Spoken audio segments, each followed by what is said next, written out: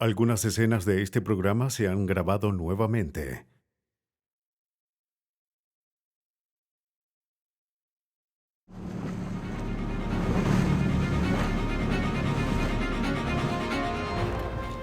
En Montana, una mujer es hallada muerta en la maleta de un auto.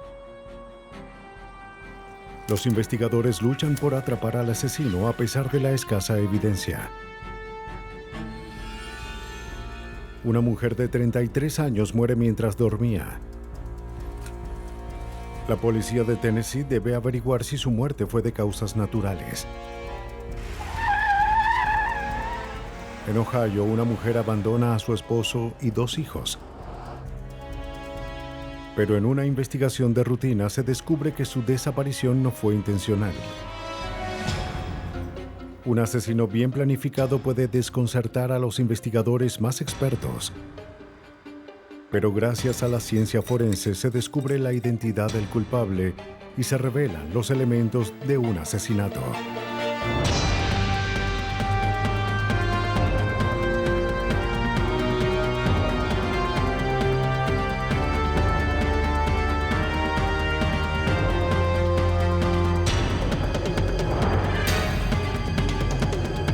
Los nuevos detectives, casos estudiados por la ciencia forense. Elementos de un asesinato.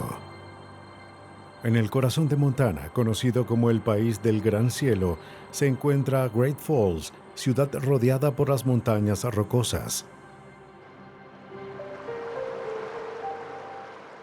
En una mañana de octubre, un hombre que andaba en las orillas del río Missouri encuentra varios documentos. Eran de una mujer joven. El hombre llama a la policía.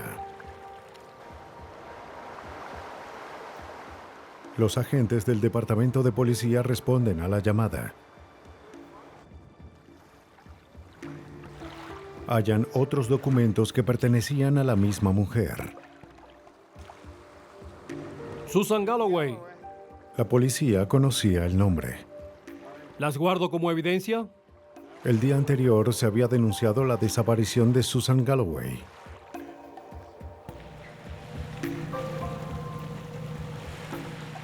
Sin saber qué pensar del hallazgo, se ordena a los oficiales que drenen el río.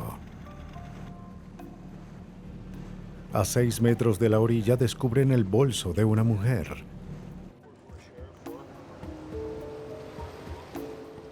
Adentro hallan más documentos de identificación.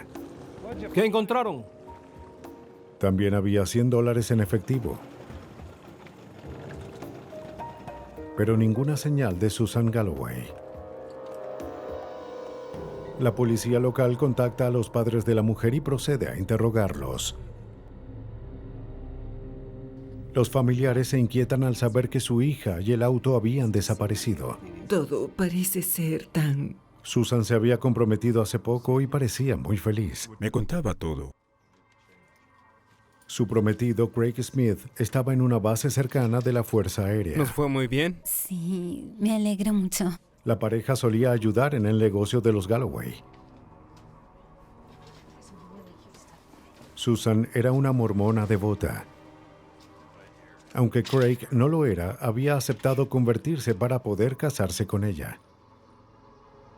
Los padres planeaban entregarles la tienda como regalo de bodas. No podían entender por qué Susan se había marchado sin avisar.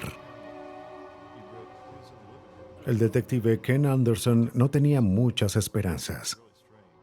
Los documentos encontrados indicaban que Susan Galloway en realidad no se había marchado de la ciudad en su vehículo sin despedirse, ya que no habría dejado atrás su identificación ni su dinero. La policía decide interrogar al prometido de Susan. Hola, ¿es Craig Smith? Sí, señor. Craig Smith no tenía idea de dónde se encontraba Susan. La vio por última vez la noche en la que desapareció. Al salir de una fiesta, Susan lo lleva hasta su apartamento cerca de la medianoche. No la había visto desde entonces. El detective observa un vendaje en la mano de Smith. ¿Qué le pasó en la mano? Explicó que se había cortado por accidente con un cuchillo. Horas después de despedirse de Susan, se despertó sediento. Intentó abrir una lata de jugo de naranja, pero no podía. Tomó un cuchillo, pero se cortó cuando trató de abrirla.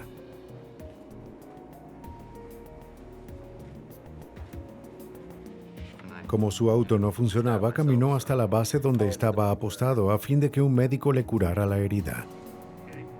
La policía confirmó que sí había ido al médico. La búsqueda de Susan Galloway no iba a ninguna parte.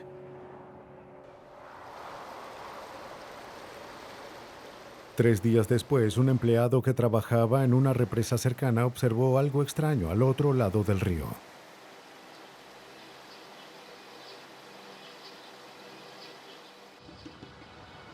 Fue a ver qué era. Cuando llegó al sitio, encontró un auto que había caído en la ladera. El vehículo parecía atorado en los arbustos.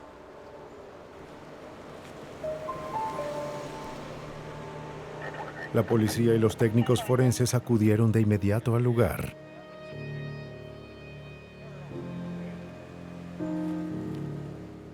Cuando investigan el número de placa, descubren que le pertenece a Susan Galloway, de 27 años.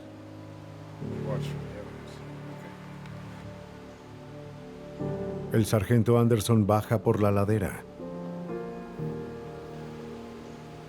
Por la ventana ve una llave en el arranque del auto. Parecía que no había nadie adentro. Pero en la parte trasera observa rastros de sangre. En la maleta había algo que parecía una huella.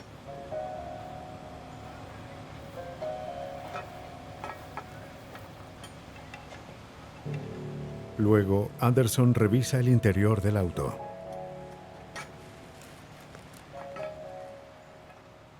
El almohadón en la parte trasera del vehículo había sido separado del lugar. En ese momento pude ver un cuerpo dentro de la maleta del auto.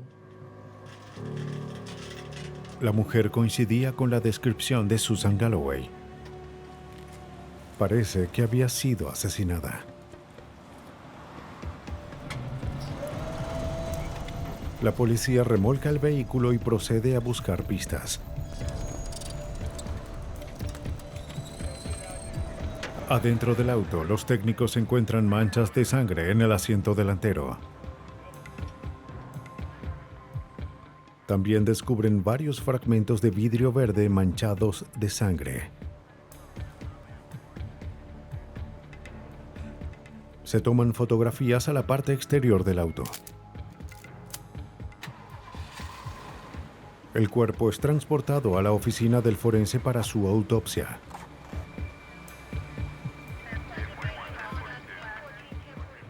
La falta de evidencia en el lugar hace creer a la policía que la mujer fue asesinada en otro lugar.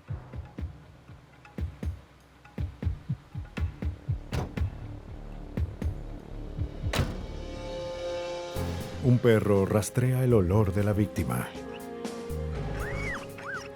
A 1,5 kilómetros del auto encuentra un hoyo parcialmente cavado. Sargento Anderson, acérquese. Creo que hallamos la escena. En el sitio se halla más sangre. Parece que el sospechoso llevó a la víctima al lugar, la asesinó y luego intentó enterrarla. Pero por alguna razón desistió. El forense confirmó que la víctima era Susan Galloway. Se hallaron fragmentos de una botella verde de soda en su cráneo y cuello. Su arteria carótida había sido cortada y como resultado Susan muere por la pérdida de sangre. Los detectives deben descubrir quién asesinó a Susan Galloway y por qué. Pero sin pistas ni sospechosos evidentes, sabían que no sería fácil.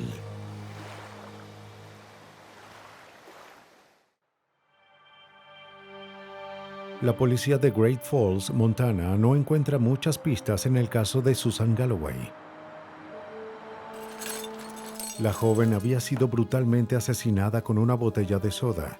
Luego fue puesta en la maleta de su auto y dejada en un terraplén. No se hallaron huellas útiles en el vidrio ni en el auto. Para atrapar al sospechoso, la policía reveló detalles del crimen a los medios. Poco después, obtienen una pista. Tocó la puerta. Otro hombre apostado en la base creía tener información. Me preguntó... Dígame, ¿a qué hora entró en la habitación? Dijo que en la noche que desapareció Susan vio a su prometido Craig Smith. A las 2. Smith había llegado al cuartel en la madrugada. ¿Qué tal? Observó que su amigo cargaba una pila de ropa sucia. Salí con unos amigos. ¿Qué te pasó en la mano? También notó una herida en la mano de Smith. Bueno, escucha, salí con una chica y... Smith dijo que se había cortado con un cuchillo. Buscaba a un médico para que lo tratara y le pidió a su amigo que lo llevara a casa.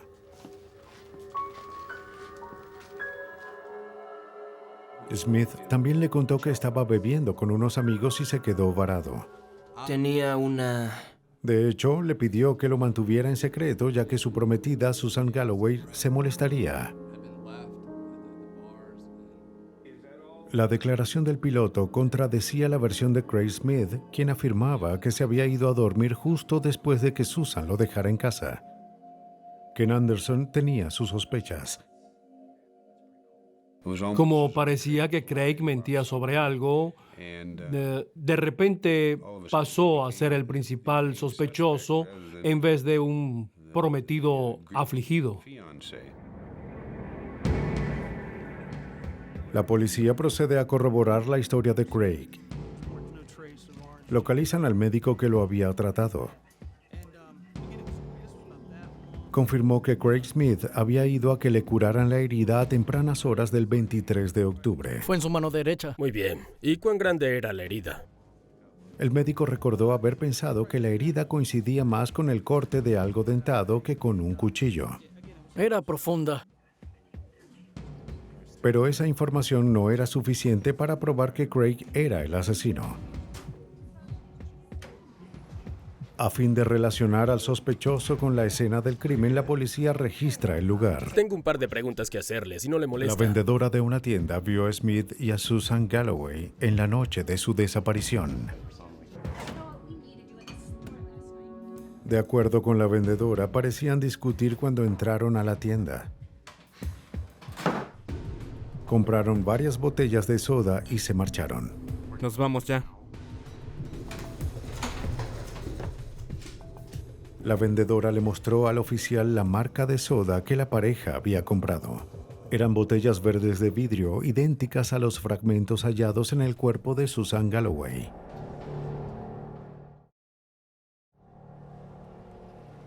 La información bastó para que la policía obtuviera una orden de registro.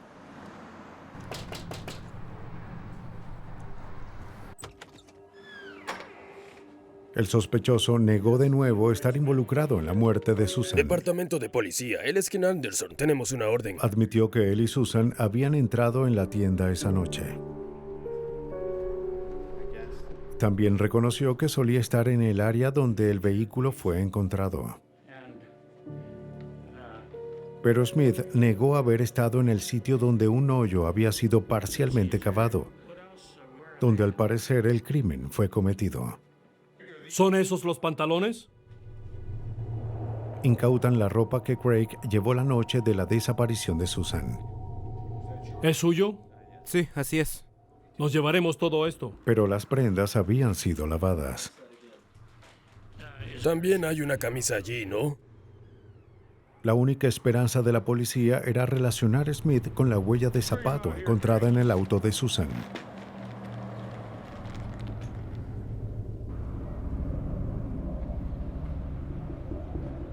Encuentran un par de zapatos llenos de lodo.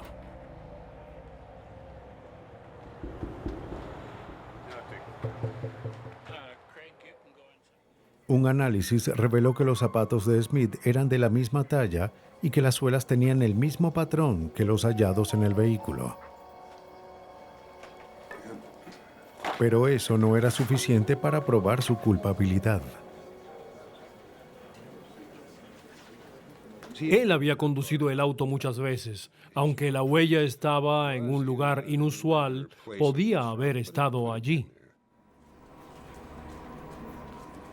La policía tenía que ubicarlo físicamente en la escena del crimen. Todo lo que tenían era la tierra en los zapatos de Smith.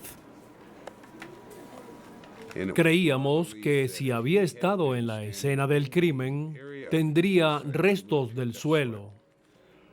Era un lugar muy arenoso, muy diferente al lugar lodoso donde encontramos el automóvil. Los investigadores recogen muestras de varios lugares donde el sospechoso afirmó estar la noche de la muerte de Susan.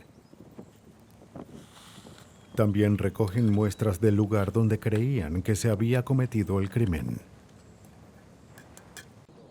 Las muestras de suelo fueron enviadas a la Universidad de Montana para su análisis. El geólogo y mineralogista Jack Werenberg trabajó en el caso.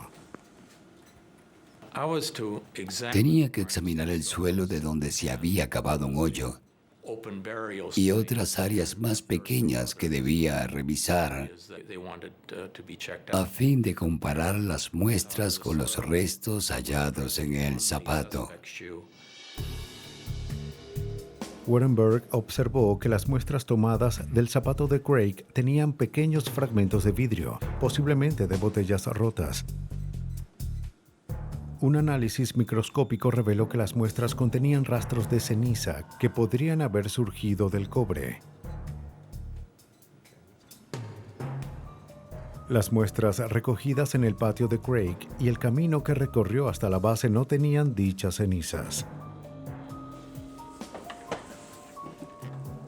De hecho, solo las muestras en la escena tenían fragmentos de vidrio y cenizas de cobre.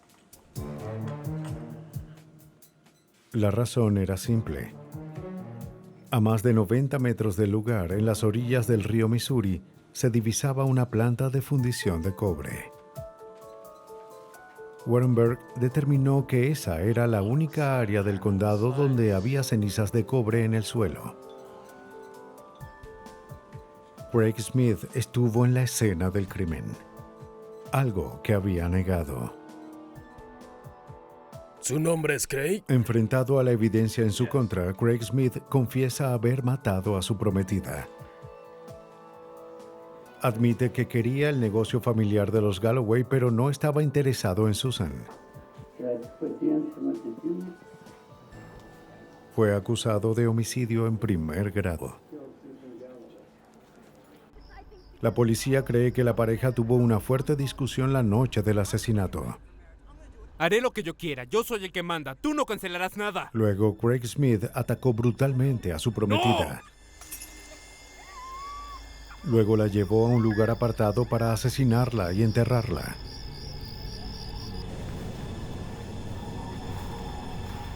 Pero como eso no funcionó, la colocó en la maleta del auto y lanzó el vehículo por la ladera.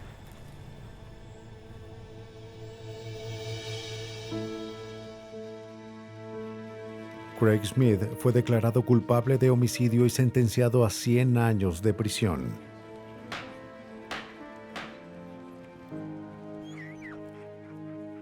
Una muestra de suelo fue lo que la policía necesitó para descubrir el secreto de un asesino. Pero en Tennessee, los detectives deben ir más allá a fin de explicar una muerte misteriosa. En la mañana del 23 de diciembre de 1997, la policía de Nashville y el personal de urgencias acuden a una llamada del 911.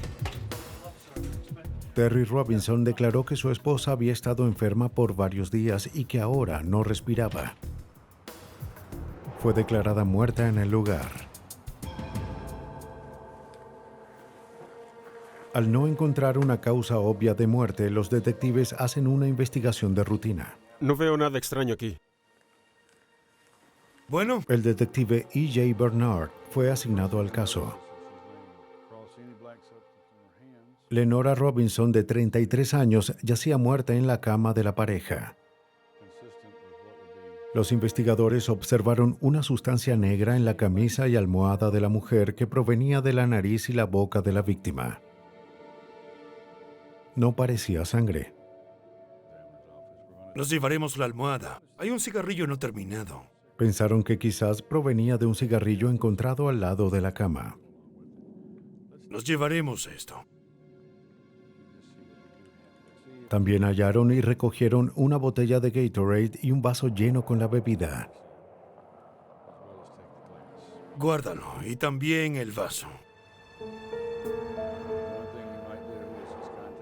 Terry Robinson le contó al detective que Lenora había estado sufriendo de una fuerte gripe los últimos 5 días. Espere. El día anterior, Terry había llevado a su esposa al médico ya que presentaba fiebre alta, vómitos y diarrea. Escucho una ligera congestión en los pulmones. Ya veo. El médico que examinó a Lenora le diagnosticó una gripe grave. Esto la ayudará. Le dio una inyección para aliviar los síntomas y la envió a casa. Arderá un poco al principio. Terry dijo que su esposa había mejorado, pero que esa noche sus síntomas empeoraron. Espero que eso te cure. Intentó tratarla dándole Gatorade y medicamentos. Pero cuando la vio la mañana siguiente no estaba respirando. Gracias, señor, y tenga mucho cuidado. Aunque no había señales de un crimen, la policía no podía creer que alguien tan joven como Lenora muriera de gripe. Bernard ordenó que se realizara una autopsia. La conclusión inicial fue que tenía que ver con la gripe, la inyección. Posiblemente fue un ataque al corazón, un tumor, algo que la familia ni nadie ni los médicos conocían.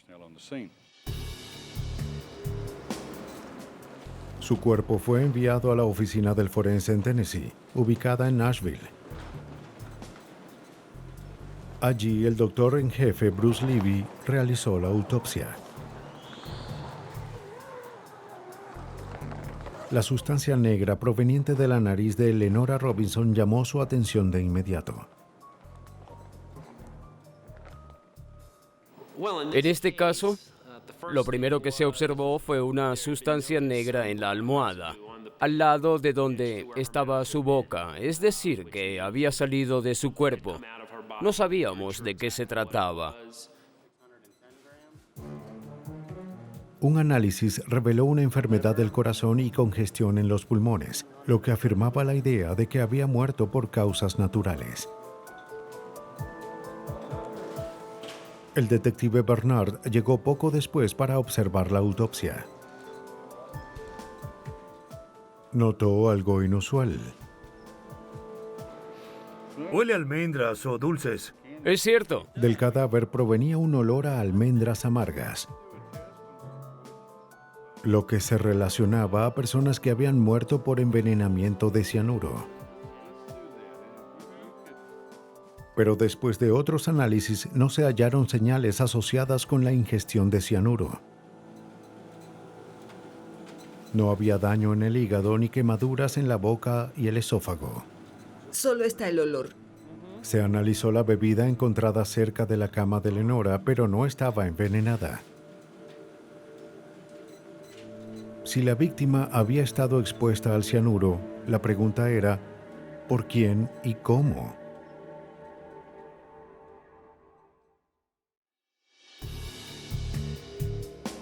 La autopsia realizada a Lenora Robinson hizo creer a las autoridades en Nashville, Tennessee, que su muerte había sido a causa de envenenamiento por cianuro.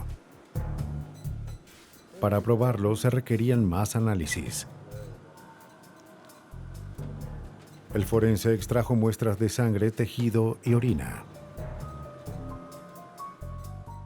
Las muestras fueron llevadas a toxicólogos forenses. Para determinar la presencia de veneno, las muestras se mezclan con químicos que reaccionan al cianuro.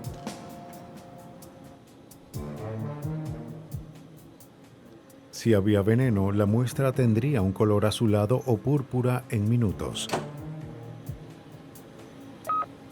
Las muestras de tejido resultaron negativas. Pero las de sangre y orina dieron positivo en cuanto al veneno. Para que el cianuro sea absorbido en la sangre pero no en los tejidos, tenía que haber sido inhalado. De acuerdo al experto forense Louis Kuykendall, el cianuro es más letal en estado gaseoso. Típicamente, la persona tiene convulsiones, también problemas en el estómago, pero en 30 segundos o quizás 2 minutos entrará en coma y morirá muy rápido. El forense Bruce Levy comunica los hallazgos a la policía. EJ, es Bruce. Tengo los resultados del examen de Lenora Robinson. Resultó positivo para cianuro. Pero la policía no podía determinar la causa de la muerte hasta descartar que se tratara de un envenenamiento accidental o de suicidio. E.J. Bernard pudo descartar ambos escenarios con rapidez. No había notas suicidas. Como ella habría muerto minutos después de ingerir el cianuro, habría dejado evidencia a la vista, pero no había nada. El señor Robinson afirmó que no había limpiado el lugar. Complicada. La policía creía que Lenora Robinson había sido asesinada. Para saber por qué, interrogan a la madre y al padrastro de la víctima. Ambos afirman que el matrimonio tenía problemas. Según la madre de Lenora, la pareja sufría de graves problemas financieros. ¿Cómo esperas que pague las deudas si no tenemos dinero? La razón por la que no tenemos dinero... No les iba bien en el pequeño negocio que manejaban juntos. La tarjeta de crédito se supone que las lo deudas sabes. Se acumulaban. Hay que pagar de alguna forma. Lo que causó resentimiento e ira entre la pareja. ¿Será? Veamos, tenemos... El año pasado... Sus padres dijeron que Lenora había considerado la posibilidad de un divorcio. Quiero hablarles sobre eso. También dieron otra pista. Terry había trabajado como exterminador y como parte de su labor manejó venenos peligrosos. No tenía mucho, ya que antes de que se casaran... Para obtener una orden de registro en contra de Terry, la policía necesitaba saber si él podía crear vapores de cianuro. Un fumigante lo encuentras en varios pesticidas, especialmente pesticidas industriales. Kuykendall confirmó que se trataba de un proceso muy simple. Hay que ir e incautar eso. Le da a la policía una lista de objetos para buscar. Con una orden, la policía regresa al hogar de Terry. El sospechoso afirma su inocencia. Pero mientras Bernard registra los documentos de la pareja, encuentra una carta que Lenora había escrito a su esposo. En ella lo amenazó con un costoso y amargo divorcio. Con la lista de químicos usados para transformar cianuro en vapor, Bernard registra el garaje del sospechoso. Allí encuentra varios objetos que podían haber sido utilizados. También incauta varios recipientes con líquidos no identificados. En el laboratorio, Kuykendall analiza las sustancias encontradas en la vivienda. Pero los resultados no fueron los esperados. De lo que EJ me envió, ninguna sustancia tenía suficiente cianuro para lastimar a alguien si la ingería o tocaba. La investigación volvía al punto inicial. Para crear un caso, la policía dependía de la evidencia circunstancial. Su mejor maniobra sería probar que el sospechoso podía obtener el cianuro. Los detectives contactan a un ex empleado de Terry en la compañía de fumigación en la que trabajó años atrás. Necesito su ayuda. El hombre confirma que Terry trabajó allí y que usaba cianuro.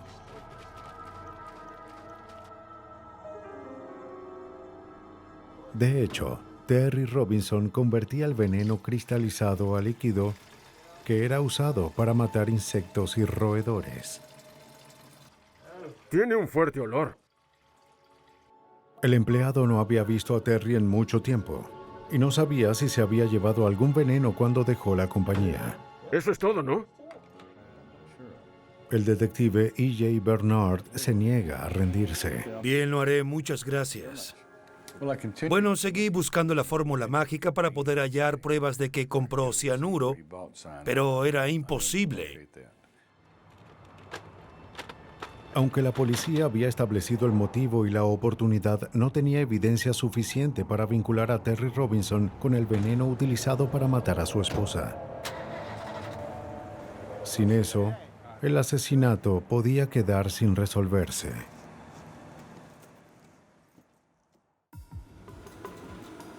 Los médicos forenses de Nashville habían determinado que el envenenamiento de Lenora Robinson se trataba de un homicidio. Pero no habían podido vincular a su esposo Terry Robinson con el vapor de cianuro usado para matarla. Pero luego encontraron el indicio que necesitaban. El tío abuelo de Lenora fue a hablar con la policía. ¿No le importa si le hago unas preguntas? ¿Su nombre es Roy Blanton? Recordaba que Terry le había pedido ayuda para eliminar un nido de avispas cerca de su casa. ¿Le pagó para hacerlo? Me alegro de verte. Yo también. ¿Qué tenemos aquí? El tío abuelo aceptó y fue a la casa de Terry para darle varios insecticidas y venenos. Me desharé de ellas. Sí, está bien. Entre ellos había tabletas de cianuro. Aunque era evidencia circunstancial, la policía pudo obtener una orden para arrestar a Terry Robinson. ¿Le contó algo sobre esos químicos?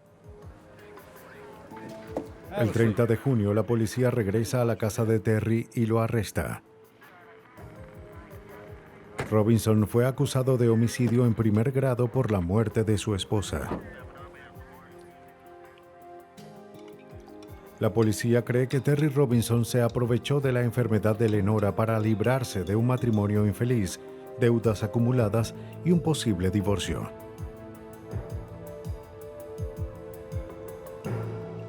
El 22 de diciembre entró a su habitación y le administró el mortal veneno.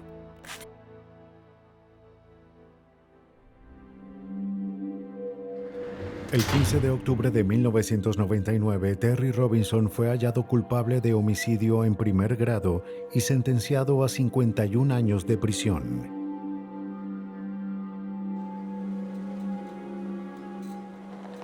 Para atrapar a un asesino, la policía de Nashville tuvo que confiar en la ciencia forense y en su persistente determinación. Pero existen criminales que conocen las tácticas de las fuerzas policiales. Atraparlos se convierte en todo un reto.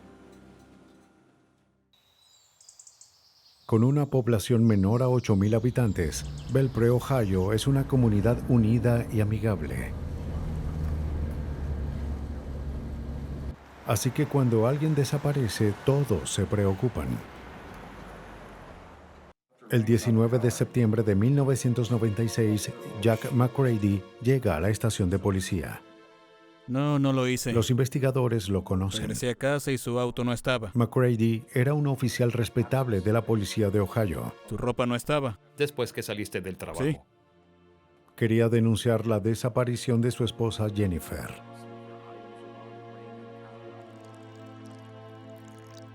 Dijo que la vio por última vez en la mañana cuando se alistaban para ir al trabajo. ¿Me ayudas con esto, por favor? Claro. Sí, seguro. Jack dijo que no notó nada inusual en ella esa mañana. Aunque tenían problemas, pensó que las cosas habían mejorado. Está listo. Bien, gracias. Bueno, debo irme. Luego se enteró de Bien. que Jennifer Adiós. no llegó al trabajo esa mañana. Jack sospechaba que su esposa tenía una aventura y temía que hubiese huido con otro hombre, dejándolo con sus 2 hijos. El detective Dave Garvey concordaba con él. Cuando llegó a casa, lo primero que vio fue el anillo de bodas de Jennifer en la cocina. Revisó la casa y notó que algunas cosas de ella no estaban, como sus maletas y fotografías. La policía no tenía razones para sospechar un crimen, pero decidió investigar. Procedieron a interrogar a los vecinos. Uno de ellos creyó haber visto a Jennifer salir de la casa esa mañana. Cerca de las 10 de la mañana vio la camioneta de Jennifer salir de la entrada hacia la calle de forma errática. Pero el vecino admitió que no vio el rostro de Jennifer. Bien. Pero sabía que era su auto y no había visto a nadie más manejarlo. Eso es todo. ¿Está bien? Gracias. Días después, la policía recibe una llamada.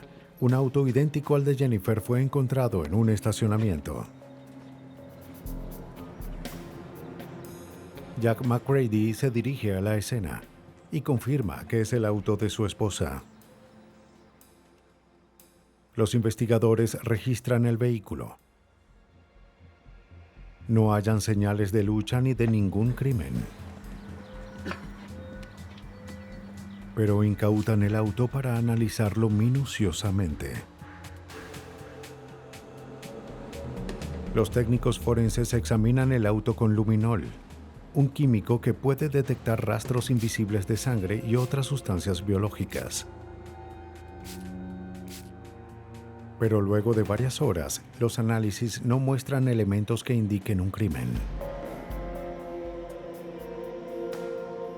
Como adulta, Jennifer tenía el derecho de desaparecer. Como la policía no encontró evidencias de un crimen, no tuvo más opción que desistir en la búsqueda de la joven madre.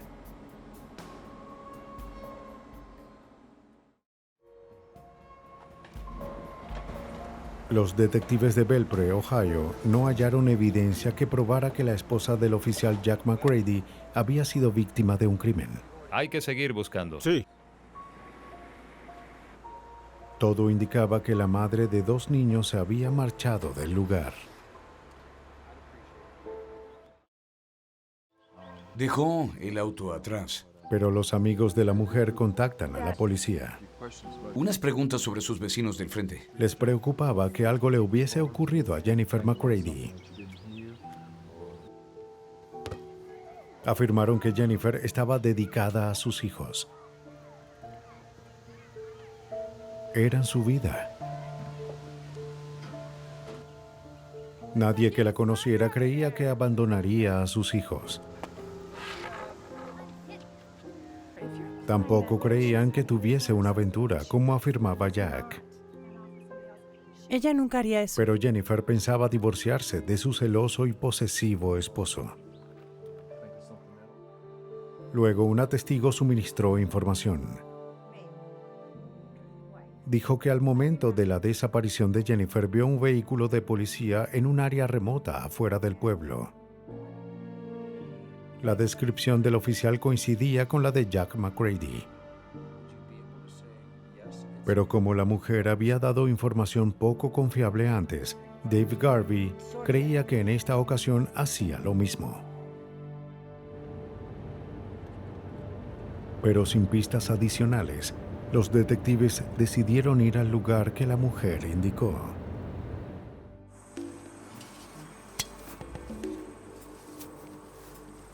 Allí encontraron algo fuera de lugar. Lo que haremos es... Un montículo de tierra.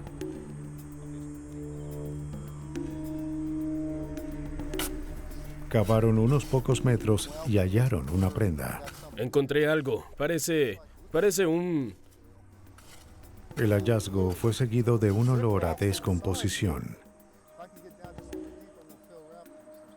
Se enviaron técnicos forenses al lugar.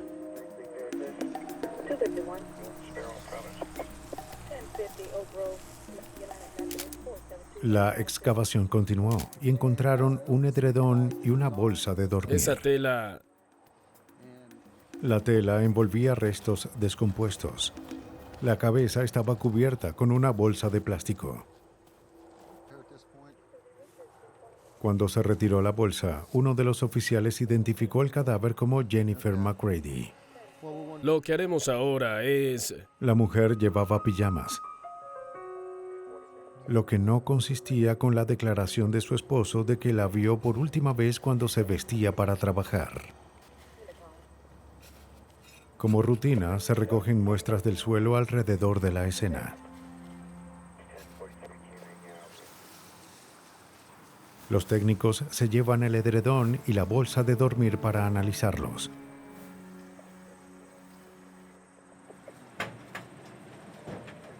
La víctima fue llevada a la oficina del forense para la autopsia. El forense determinó que Jennifer McCready había muerto de un disparo en la cabeza.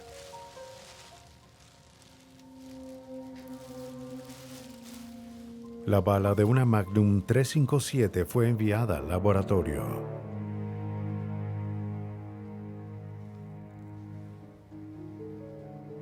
Los investigadores ahora tenían un homicidio que resolver. La información inconsistente y la declaración de los testigos apuntaban al oficial Jack McCready como principal sospechoso. Tengo malas noticias, Jack. Los detectives decidieron interrogarlo en el cuartel donde estaba. ¿Entendido? Cuando le dieron la noticia de la muerte de Jennifer, se vio perturbado. Pero cuando empezaron a interrogarlo, McCready pidió un abogado y terminó con las preguntas. Poco después, Jack McCready fue dado de baja.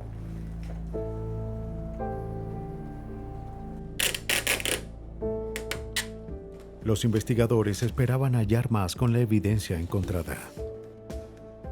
Los elementos tomados de la escena del crimen fueron enviados al Laboratorio Criminal de Ohio para su análisis. Cuando examinaba la evidencia, la criminalista Michelle Jessup descubre docenas de fibras sintéticas. También halló hebras de fibra de vidrio adentro de la bolsa de dormir.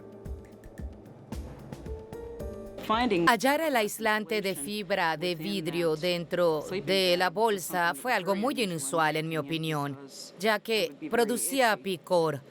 Por eso no era algo que uno quisiera tener en ese tipo de objetos.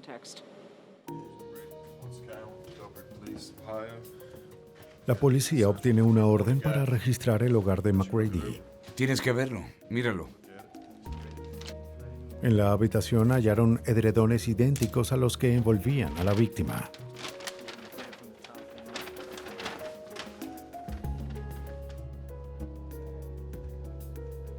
También tomaron muestras de fibras que fueron comparadas con las encontradas en la escena.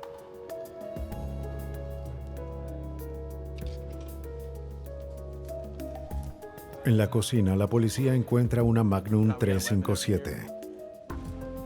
El mismo tipo de arma usada para matar a Jennifer McCready. Los investigadores hallaron y recogieron muestras de un aislante de fibra de vidrio en el garaje. El material parecía idéntico al encontrado en la bolsa de dormir. Luego observaron otra pista potencial. Había varias palas y algunas estaban llenas de tierra. Aunque McCready afirmó que había trabajado en el patio, la policía las confiscó. Los forenses procedieron a analizar toda la evidencia. Michelle Jessup descubre que las fibras encontradas en el hogar de McCready tenían todas las mismas características de aquellas halladas en el edredón donde estaba la víctima.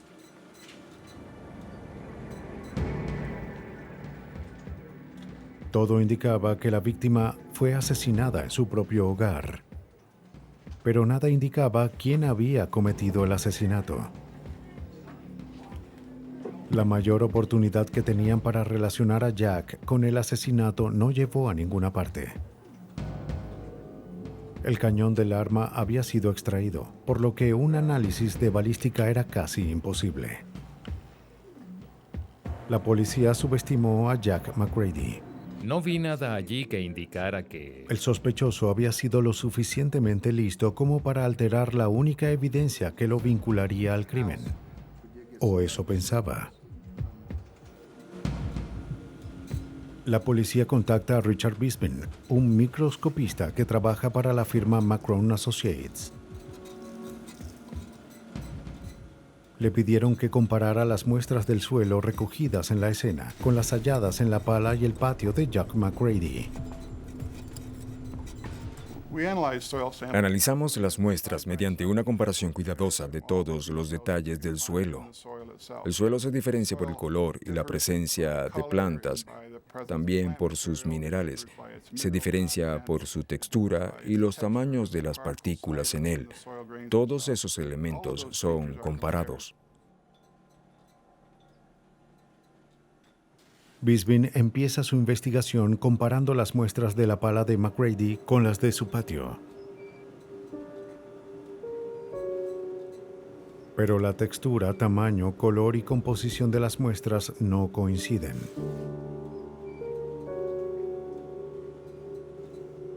Pero cuando compara el suelo de la escena con las muestras de la pala, encuentra una similitud tras otra. Concluimos que la tierra en la pala era similar a la de la escena y podía provenir de allí. Y pudimos demostrar que el suelo de la escena era diferente en cuanto a su clasificación al del lugar donde vivía el acusado y que, además, el suelo era diferente de otros en el condado. Poco después, el oficial de policía Jack McCready fue arrestado y acusado del asesinato de su esposa Jennifer.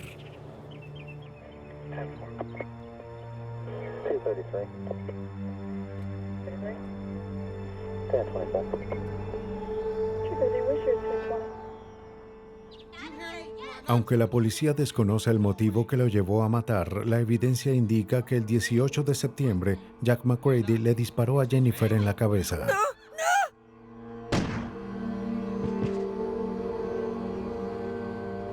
Para cubrir su crimen, la entierra en un lugar remoto, regresa a casa y altera el cañón del arma. A pesar de sus precauciones, Jack McCready fue hallado culpable de asesinato y sentenciado de 15 años a cadena perpetua. Hay asesinos que toman medidas extremas para salirse con la suya. Pero ningún crimen es perfecto. A veces los investigadores dependen de unas cuantas moléculas para descubrir los elementos de un asesinato.